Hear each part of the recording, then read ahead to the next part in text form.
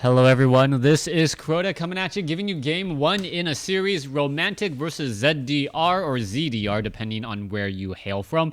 Romantic spawning as, well, let's see, he is going to be spawning as the orange human player over here in the bottom left-hand corner of Twisted Meadows. Meanwhile, ZDR is spawning as the blue orc over here on the top left. What I'll call the 10 o'clock, 11 o'clock position right off over here. Now, we should be taking a look at Romantic opening up with a sped-built Altar of Kings. Very, very standard practice here, as the Altar of Kings always wants to try and get that Archmage out just a little bit earlier, just in case the spawning locations happen to be just like this. The Archmage should be able to creep out this one Goblin Observatory or Goblin Laboratory creep camp much earlier than the Blade Master will be able to arrive. That's just how the timing works. And even though it does cost a little bit more in order to train up that Archmage and speed build that Altar of Kings, it is definitely worth it to get that level 2 Archmage, have Brilliance Aura, without really losing that many units to that Blade Master. Blade Master getting a little bit of a delay there. 1 second delay. We'll see if that does come back to haunt ZDR in just a moment. Now let's go ahead and take a look back at Romantic. Romantic already opening up, going to be training up as many peasants as he can, and also speed builds a barracks. Now, the reason why you want to do that, the timing is, you want to be able to get at least a footman out relatively early. Now, it is going to be a call to arms, and a lot of the militia should be called over. It may even be 6 militia. The speed build is more to pull the militia off as opposed to actually getting that footman. Archmage should be making its way out right now. There's all the militia, as you see right there as well. And that is pretty much going to be all of it there, as you now see 4 peasants on that gold mine. So all of them, except for 1 being brought over there. Militia now being called over. 6, 8, 9, 10, or 8. Or actually, it's just 8, sorry. It's going to be 8 militia now quickly being called over. The Blade Master has yet to make its appearance just quite yet. Should be coming around out here in just a moment. Already has the Voodoo Lounge, picks up a Healing Salve, a scroll of speed, and lesser clarity potion. The Archmage is going to be at level 2, and with that True Shot aura, going to be doing a little bit of extra bonus damage there. And more importantly, though, the water elementals will also be doing bonus damage. Archmage, make sure that there isn't going to be any free experience to pretty much give away. 1 peasant does get taken down. Grunt's now taking a little bit of damage as all the peasants are trying to make their way back in. It looks as though Grunt getting denied right there. Beautiful play by Romantic, as another peasant does bite the dust. Romantic losing 2 or 3 peasants, 2 to his opponent, as the Archmage now runs away. Blade Master is still sitting at level 1, not going to really be able to catch up to that Archmage. Archmage now running around off over here. Blade Master may try and disrupt that Archmage a little bit further. Archmage most likely going to try and pick up some boots of speed, as the Blade Master now looking to deny experience from his opponent by taking out his creep camps.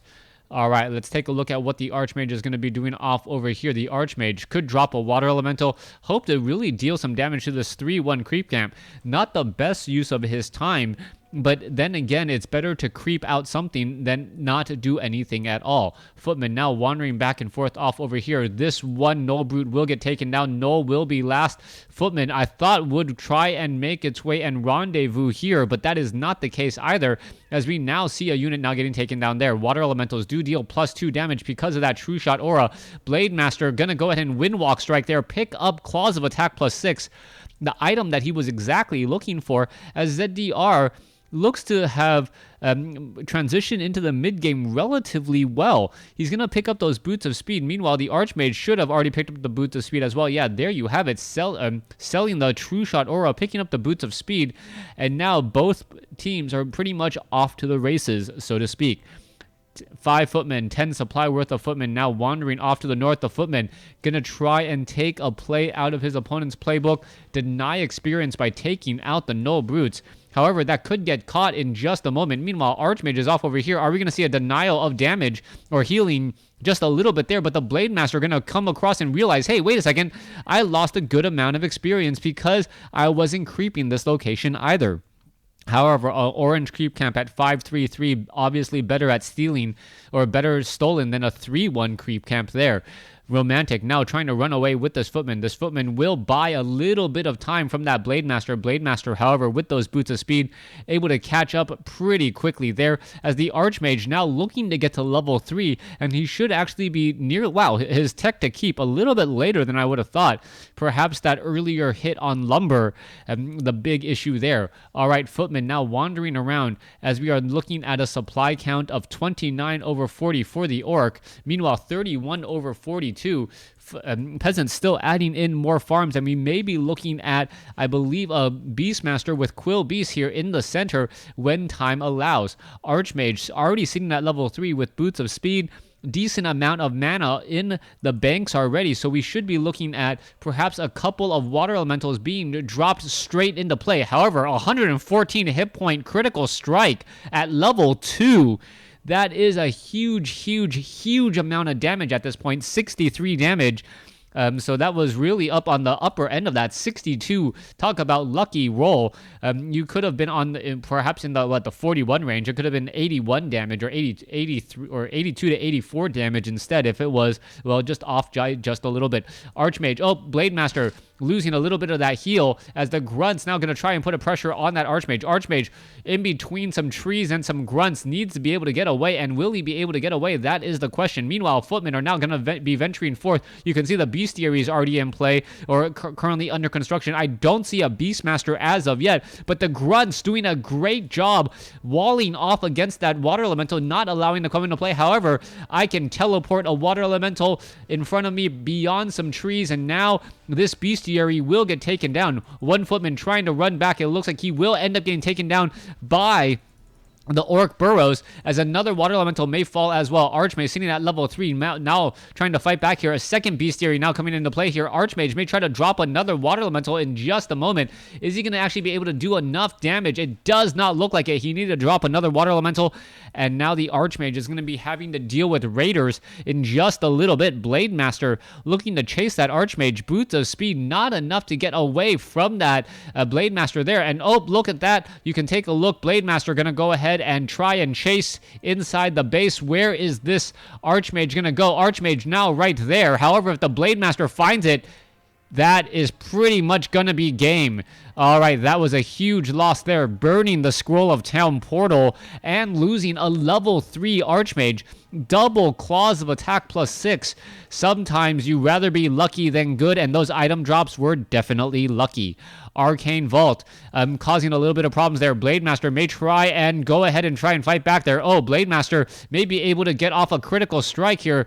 Mountain King still sitting off over here and purposely within range of the priest. Beautifully done. Footmen are all around as well, and that Blade Master thought twice against trying to snipe down that Mountain King. ZDR, though, now with plenty of time to spare, so to speak. However, a Water Elemental actually snuck his way in and was able to take down an Orc burrow. That is going to set back any sort of unit production for a little bit of time. Bestiary now training up in Snare as the Blade Master sells an item, not quite sure what. But with that plus 14 damage, Circlet of Nobility, and that is just a very, very big, nasty target to try and deal with. All right, Archmage, was he resurrected? Yes, he was resurrected back at the tavern.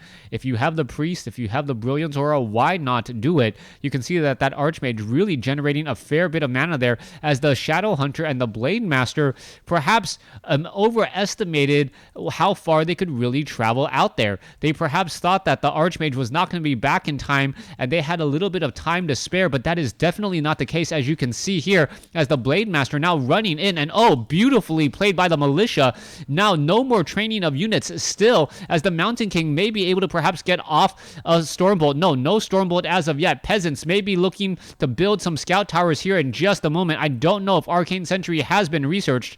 You can see Adept training and Sorceress and Priest now being added, as well as one Arcane Tower is already up, and now we are adding in an additional Arcane Vault here. No Ivory Towers though, as the Footmen and Raiders are now going to try and engage. All right, Footmen gets ensnared. But with the help of an Archmage Water Elementals, that is going to be a very, very, damage-stricken footman. He's going to get taken down right there, but you can see that the Arcane Tower is still being added, and we may be going into Ivory Towers here if you can afford them.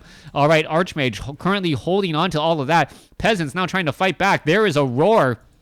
A little bit of additional damage. Mountain King gonna get taken down. Blade Master taking a lot of damage there. Mountain King or Archmage able to use off a potion of healing just in time, but this is still not looking all too good. Arcane Tower about 15 seconds away from being done, or maybe 10 seconds as well. Footman now trying to fight back against the Raider. Their Raider looks like it will get taken down as the Footman able to escape. Archmage, Water Elemental able to escape back. Arcane Tower now in play as well as the Blade Master gonna be taking a little bit of damage. Does not want to try and engage this one Water Elemental. How is it sticking around for that long? I'm not 100% sure. All right, Arcane Tower taking a lot of damage. Peasants are now trying to fight back here as the units are now continuing to pull back more and more. All right, Mountain King. Nope. Mountain King does not get off a Stormbolt there. Archmage drops another Water Elemental, but this Arcane Vault and this Arcane Tower really, really not going to be able to do all that much.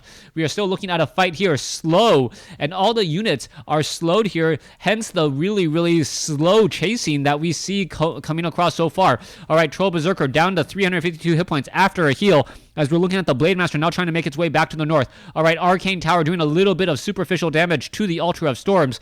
And now what's really the problem is the Archmage has invested so heavily into this attack here. This 37/48 supply army really needs to attack while the Arcane Tower is nearby. Peasants are desperately trying to build up a second Scout Tower, and we are going to be looking at, well, the Blade Master, nope, not taking that much damage at all. All right, back down over here. Archmage decides that, you know what, that base is not worth it. Let my opponent deal with this base while I go ahead and do a little bit of experience gathering and buying a little bit of time for myself.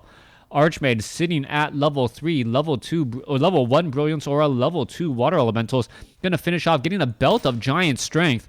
A beautiful item for that Mountain King, plus 6 attack, plus 150 hit points. That is going to be a very big deal. Meanwhile, the Archmage is still relatively low in terms of experience, only sitting at level 3, really needs to get to level 4 in order to really get anywhere. Back down in the base, 37/48 supply. Romantic is in trouble. Desperately in trouble here compared to 50/50 for ZDR. Sorceress now making their way back out. They do have invisibility, so that could be a second chance on life for the Archmage and other units. However, there is also a good amount of Spirit Walkers, so we should be getting some disenchants in as well. Mountain King just desperately trying to buy himself some time. Archmage, if he's able to perhaps take down a couple of Rock Golems and then do the Scroll of Town Portal back, this may be enough, but how much is he going to actually lose? Let's take a look at this. We do not see any sort of pillage being researched, so it is only a one-way battle right here. You can afford to lose a couple of farms, I assume so, but your opponent is now also towering you as well with pretty much the exact same things you were trying to tower with earlier. All right, Scroll of Town Portal now quickly coming in. Sorceress now trying to engage here. No additional units will be trained from the human side. Well, if there are any more units, that is pretty much going to be a bad sign. He needs to lose 12 supply worth of units before he can train another one or even consider training another one, as he will still be maxed out on supply. All right. Raiders now coming forth. Blade Master doing a great job there. Ensnare onto a Spellbreaker. Stormbolt onto the Blade Master. Blade Master, however, with the Potion of Healing. Windwalks right there. Thunderclap doing a good amount of damage across the board to other units. As we see a Raider, does not get taken down. Mountain King, Potion of Lesser Invulnerability, quickly being used there, trying to survive. Does not have enough mana for another Thunderclap, and without an Arcane Vault, will not be able to do so. Mountain King could turn around, try and Stormbolt that Grunt, but that would just be a small victory there, as we are still seeing at a 50/50 supply army compared to 39/42. 2 additional farms were created. A third one now going to be added there right now, 48. But is it going to matter? Mountain King trying to engage. There's the Ensnare. An invisibility will not help. However, a Thunderclap will help for just a moment. Mountain King still going to have a bit of problems, and he does use an invisibility to try and stay alive. The Ensnare, however, goes down after the invisibility, and the Mountain King down to 68 hit points. Potion of Lesser Invulnerability used just a little while longer. 7 seconds of invulnerability. right there, Archmage may be able to drop another Water Elemental there. Mountain King still having a very, very difficult time as the peasants may start considering trying to repair to stay alive. All right, we are looking at 50 over 50 compared to still 40 over 48. One peasant will get taken down. No call to arms. Not quite sure why we don't see a further call to arms on the rest of the remaining units. That would actually be a very, very good call at this point. Not much that you can do about anything else. Even gold in the bank doesn't matter unless you have the ability to train a lot more units, and that is game number 1. ZDR taking out Romantic on Twisted Meadows. Thanks for watching. Thanks for listening. Hope you guys enjoyed game number 1. Please stay tuned for game number 2.